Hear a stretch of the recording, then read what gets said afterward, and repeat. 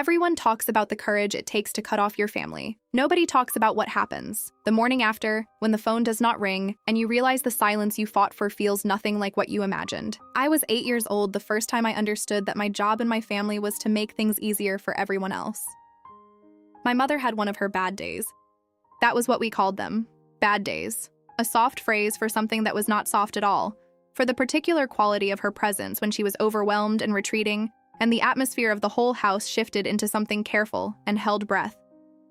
My father worked long hours and came home tired, and when Mama was having a bad day, he went quiet in a way that made him unavailable without being absent. My brothers were 6 and 4. They needed managing, so I managed them. I made them dinner from what I could reach in the cabinet. I ran their bath. I read to the younger one until he fell asleep. I sat outside my mother's bedroom door for a while, listening, making sure the sounds on the other side were okay sounds. Nobody asked me to do this. That is the important part. Nobody sat me down and assigned me the role. It simply became clear to me, in the way things become clear to children who are paying very close attention, that there was a need, and I was the one who could see it, and therefore I was the one responsible for it. I was 8 years old and I decided this about myself, and nobody corrected me, and so it became true. By the time I was 12, it was simply who I was. The responsible one. The capable one. My mother's friends said it admiringly. My teachers said it admiringly. My grandmother said I was an old soul, which is what adults say about children who have learned to suppress their own needs in service of others and have become good at it. I got good at it. I got very good at it. I went to a college 2 hours from home and felt guilty about the distance for all 4 years. I came home most weekends my first year. I called every few days. When my mother's bad days got worse during my sophomore year, I drove home on a Thursday night, handled what needed handling, and drove back for my Friday morning class. I did not tell my roommate where I was going because explaining it required a longer conversation than I had capacity for. My brothers did not come home. My father managed. I drove. I graduated and moved back to my hometown because leaving felt irresponsible. I told myself it was temporary, that I would leave once things stabilized. Things did not stabilize. I stayed for 8 years. In those 8 years, I became the person my family called. Not my brothers, who had built lives at a comfortable distance and were praised for their ambition. Me.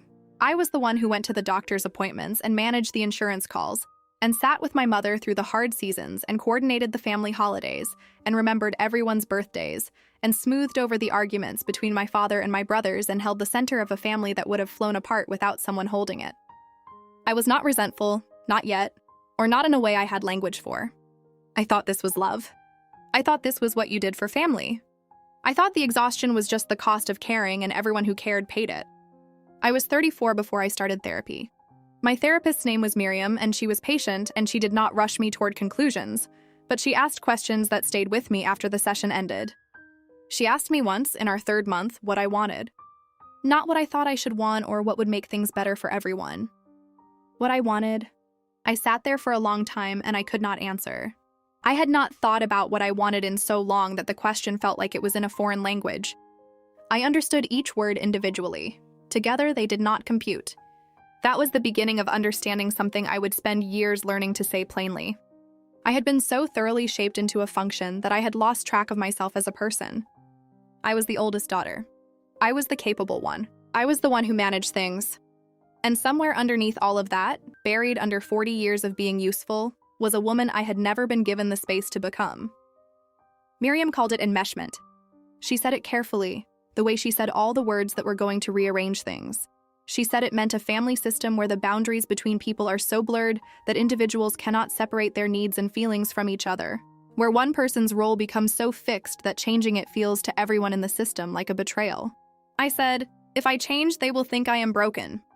She said, "They will not understand that you have changed. They will think you have broken." She was right.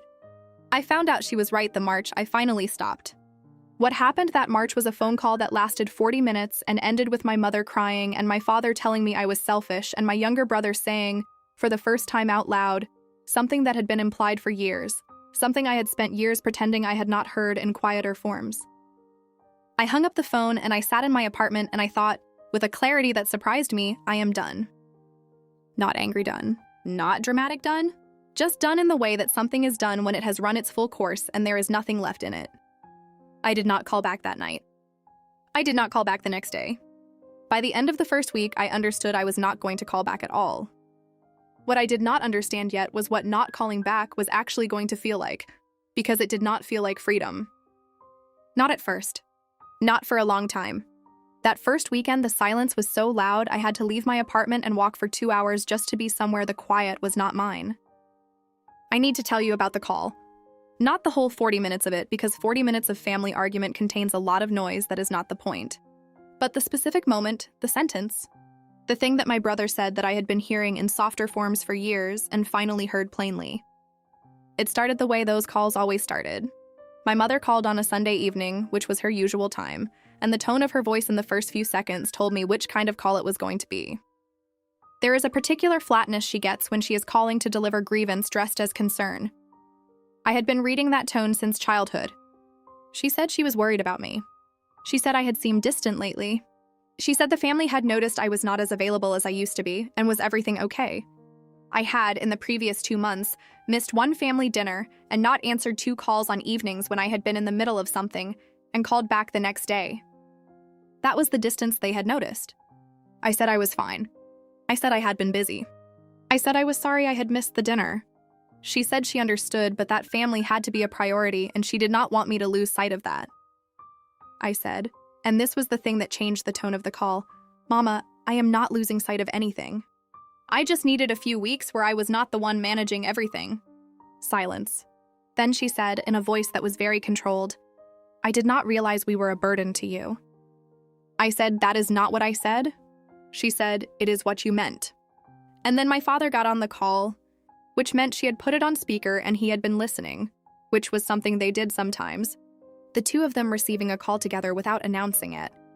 And he said that I needed to think about how my behavior affected my mother, and that she had given everything for this family, and the least I could do was show up. I said I showed up more than anyone else in the family, and I said it calmly, and that was when my brother got on. I do not know if he had been there the whole time, or if he had just walked in. Suddenly he was on the call. He said, "Nobody asked you to do any of that, Claire. You made yourself the martyr. That was your choice." I sat very still. Nobody asked you to do any of that. I had been hearing that sentence in softer forms for years. In the eye rolls when I mentioned being tired. In the way my accomplishments within the family were treated as baseline expectation, rather than contribution. In the way my brothers were celebrated for showing up occasionally while I was taken to task for the one dinner I missed. In the implication, never quite spoken, that the role I had filled had been self-appointed and therefore could not be claimed as sacrifice. Nobody asked you to.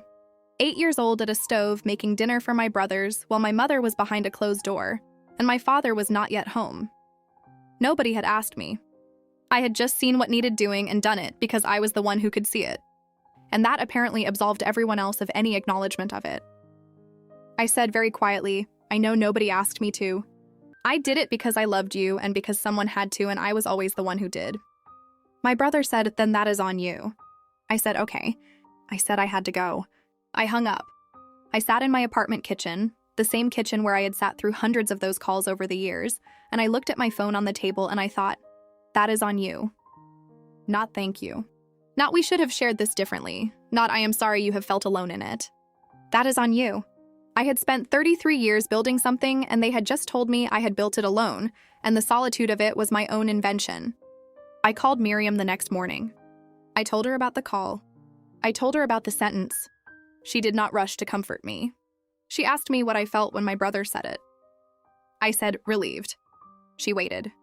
I said, I felt relieved because he finally said out loud what had always been underneath everything. And now I do not have to wonder anymore if I was imagining it. She said, what do you want to do with that? I said, I think I need to stop. She said, tell me what stopping looks like. I said, I think it looks like not calling back. She asked if I was ready for what not calling back would feel like. I said I thought so. I was not ready.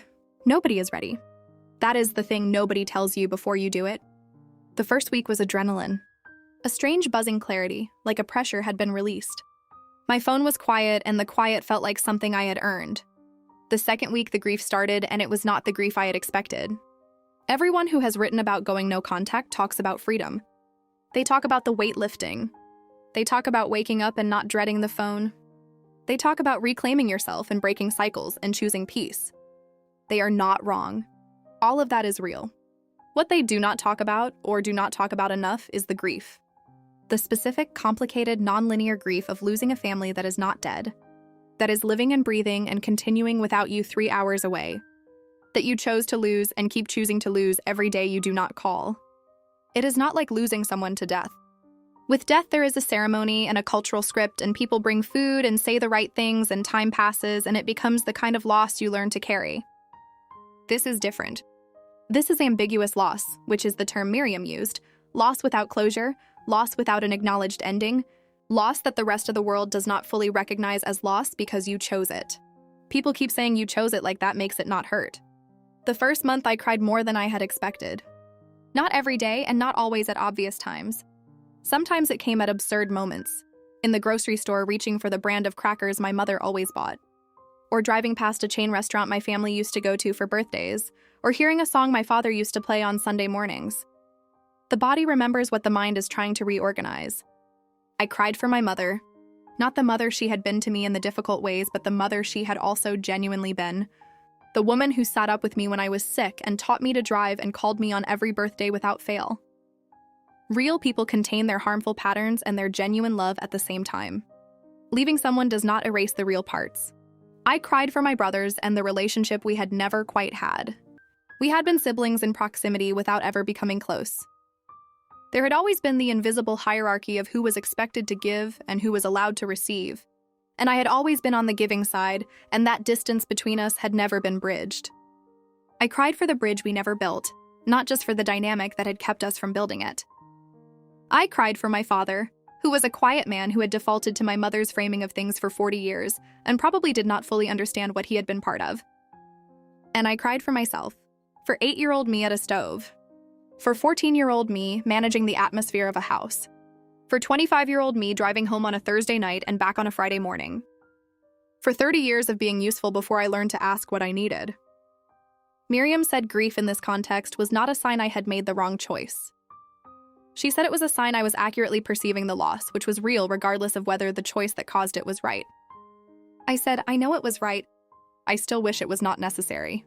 She said that was the most honest thing I had said in months. The second thing nobody tells you is about the identity loss. I had been the oldest daughter, the capable one, the one who managed things for 41 years. That identity, as exhausting and costly as it was, had been an identity. It had organized my sense of self. It had told me what I was for. Without it, I did not know what I was for. I went through a period of about 6 weeks where I felt genuinely untethered. Not depressed exactly, not in a clinical way, but a kind of groundlessness. Like I had been gripping a rope for so long that when I let go, I did not know where my hands were anymore.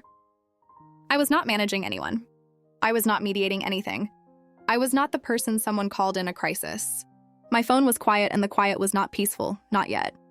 It was just empty. I called my friend Denise on a Wednesday night and cried in a way I had not cried in front of anyone in years. Denise had known me since we were 23, and she had watched from a careful distance as my family consumed most of my available energy for almost 2 decades. She did not say I told you so. She said, I am so glad you finally put it down. I said, I do not know who I am without it. She said, that is the whole point. She was right, and it did not make the groundlessness easier, but it made it feel less like a symptom and more like a necessary passage. The third thing nobody tells you is about the outside world's response. I had not expected how many people would have opinions about my choice. Not strangers, people who knew me, people I trusted. The responses split almost evenly between those who understood and those who found the choice troubling in ways they could not quite articulate, but expressed as concern. Are you sure? Have you tried talking to them? Family is forever. You might regret this. Have you thought about how hard this is for your mother? I thought about how hard it was for my mother. I had spent 41 years thinking about how hard things were for my mother. It had been a full-time occupation. What I had not spent enough time thinking about was how hard things were for me. Month 3 was when something began to shift. Small at first, barely perceptible. But something. It started with sleep. I had not slept well in years. Not dramatically badly, not in a way I had medicated or sought help for.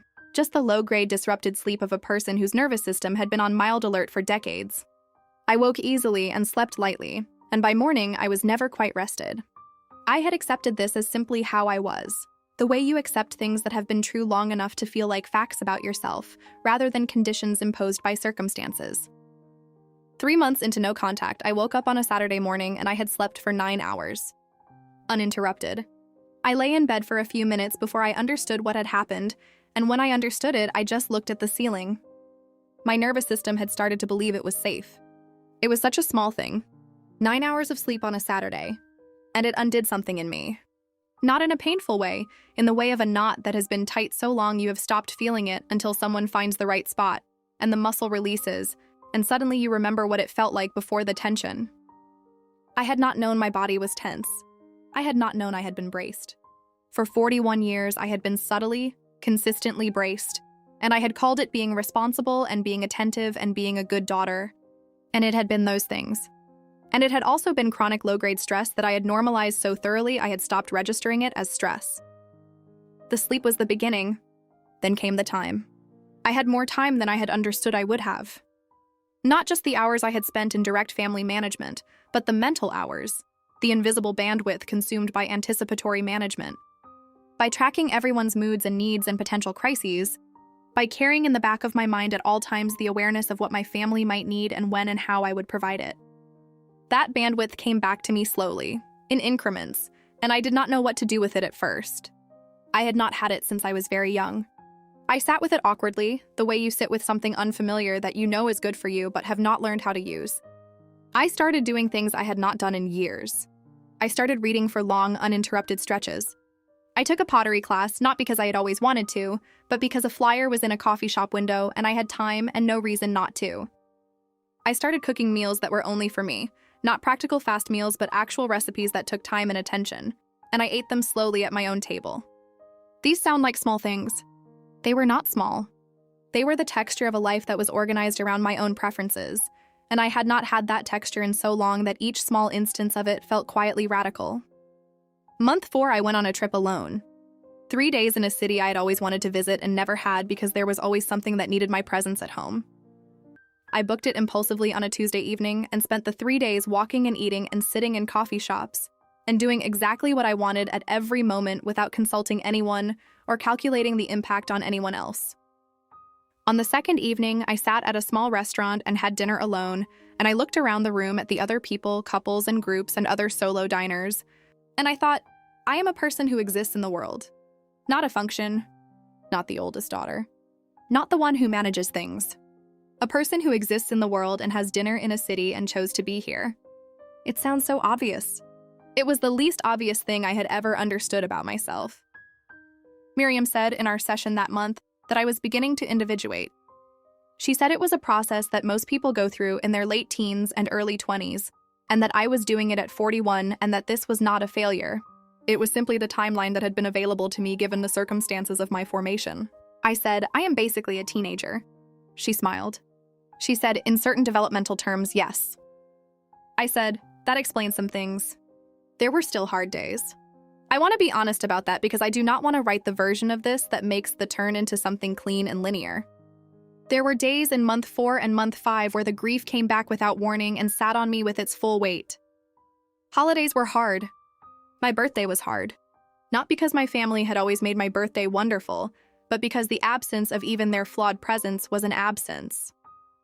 There was a particular day in month 5 that I want to tell you about because it was the day I understood something I had not understood before.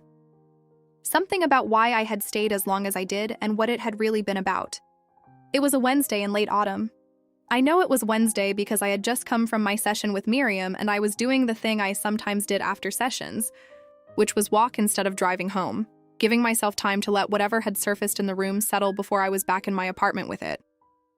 We had been talking about my mother. Specifically about her bad days, the ones I had learned to read and respond to from childhood. And Miriam had asked me something she had circled around before, but not quite landed on directly. She asked, what did you believe would happen if you did not respond? I said I had believed things would fall apart. She said, what does fall apart look like, specifically? I thought about it. I said I supposed I had believed my mother's distress would escalate without management. That my brothers would be frightened. That my father would not know how to hold it. That the family would not hold together. She said, and if it did not hold together? I said, then I would have failed. She said, failed at what? I sat there for a moment. I said, at keeping everyone safe. She said, you were 8 years old. I said, I know. She said, an 8-year-old cannot keep a family safe. That is not an 8-year-old's job. I said, I know that. She said, does the part of you that has been doing it for 33 years know that? And that was the thing. That was the thing I walked around with for 2 hours on a Wednesday in late autumn, the thing that settled into me slowly as I walked. I had not stayed because I was selfless. I had not stayed because I was the most loving. I had not stayed because I was the oldest or the most capable or any of the things I had believed about my own role. I had stayed because I was afraid.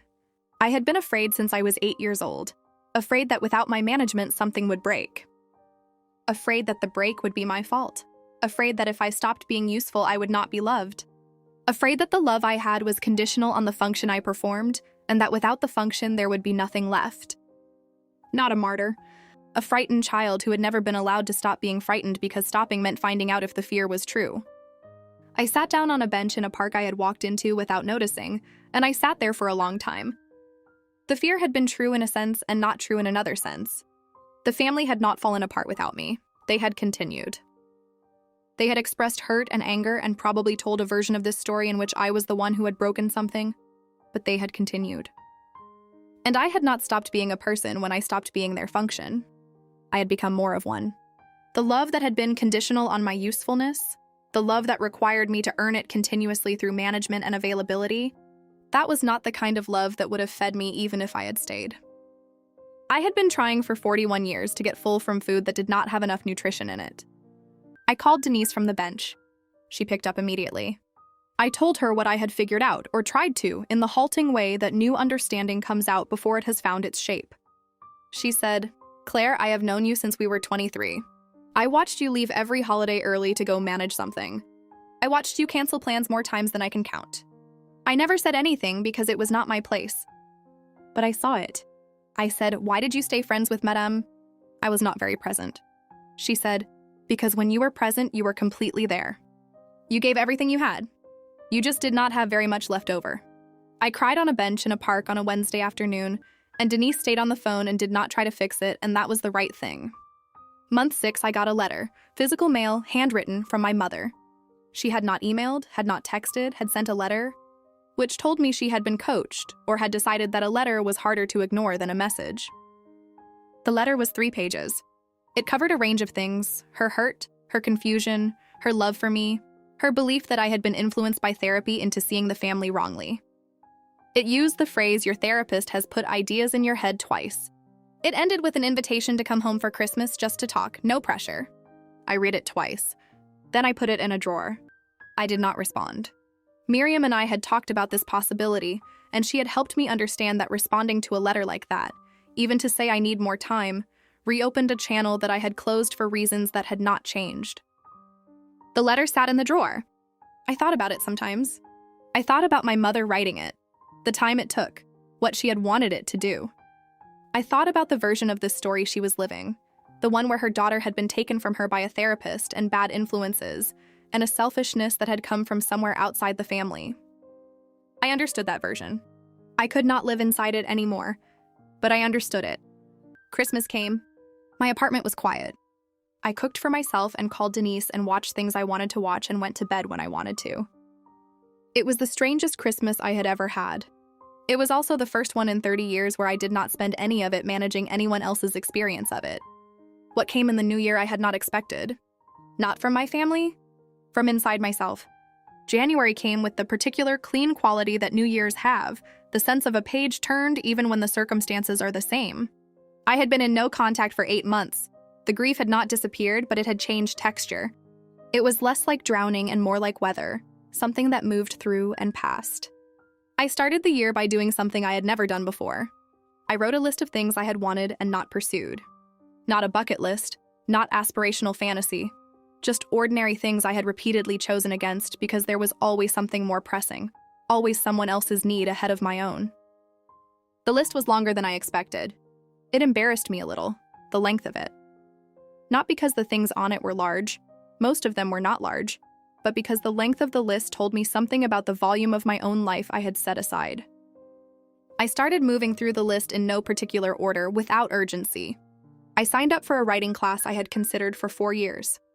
I adopted a cat, which sounds small but was something I had not done because my previous life had felt too uncertain and interrupted to commit to the consistent care of another living thing. I started calling Denise more and letting the conversations run long without watching the time. I applied for a position at a different company, one that was a step up from where I had been, a role I had not applied for 2 years prior because the timing had felt wrong, because there had been something my family needed that month. Something I could not now remember, but had at the time seemed pressing enough to put my own advancement aside. I got the job. I tell you this not because the job was the point, but because it was evidence of something. All those years of managing other people's lives had made me very good at anticipating needs and solving problems, and holding complicated situations together. Those skills had a professional value I had not fully deployed, because I had been spending them at home. I was good at my work in the new role in a way that surprised me and did not surprise me. My therapist said I was integrating. She said the parts of me that had been organized entirely around family function were finding new expressions. I said that sounded like therapy language, for I am finally using my brain for myself. She said yes, that was essentially correct. 8 months in, I want to tell you what no contact actually is and is not, because I think the way it gets talked about online does people a disservice. It is not a door slamming. It is not a punishment. It is not a statement about whether your family is good or bad or whether you are right and they are wrong. It is a decision that a particular relationship, in its current form, is causing more harm than good, and that you are removing yourself from it because you have tried other options and they have not worked. It is also not permanent by definition. I do not know what the future holds. I do not know if I will ever speak to my family again. Some days I think I might. At some point when I am more fully myself, and therefore less susceptible to being pulled back into function. Some days I think I will not. I have stopped trying to decide from here. What I know is that I am not the same person who hung up the phone in March. That person had not slept 9 uninterrupted hours in years. That person could not answer the question, "What do you want?" That person had a list of things she had set aside so long, they had started to feel like other people's lives. I am not fully formed yet. I do not think you become fully formed. I think it is an ongoing process, and I am somewhere in the middle of it, and that is fine. I am 41 years old, and I am in the middle of becoming myself, and that is not a tragedy. That is just a late start, and late starts are still starts. The cat is sitting on the windowsill as I write this. Her name is Frances. She is gray and opinionated, and she knocked a glass off my counter this morning with full deliberate eye contact, and I laughed out loud, alone in my apartment.